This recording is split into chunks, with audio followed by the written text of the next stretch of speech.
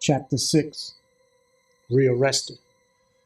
It didn't take long before I was rearrested again, this time on a cocaine charge, and again I was charged as an adult. I went back to the same juvenile block and it was a reminiscent party, a bring them up to date party, while they updated me on old friends that was here on the juvenile block the last time I left. One of my friends was sent to adult prison with a 60-year sentence for a double homicide. One got released and got killed the same day. He was a hitman. Two beat their cases and was home. Some were still here from when I left 3 months prior. One beat a triple murder and was back on a double. All the young men from New York were gone except for one. The government had discovered their real identities and they were sent to the adult blocks. One went to Lawton prison and got beaten to death, and another one butchered another dude in a knife fight that left both of them in critical. The one with the 6 bullet wounds was on life support after a family member of a victim of his caught him in a jail hallway and stomped him out for 5 minutes non-stop. At the time of the demolishing, his bullet wounds still hadn't fully healed.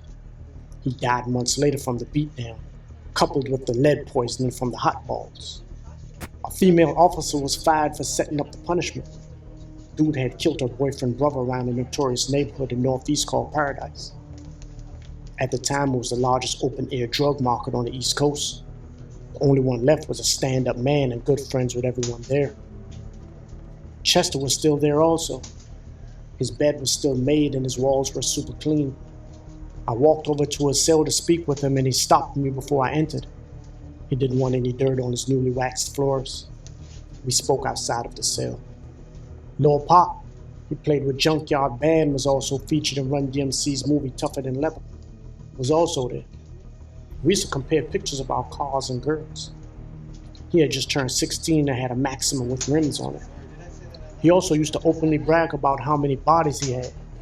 He enjoyed killing and taking contract hits, and offered to introduce me to his connect from Harlem.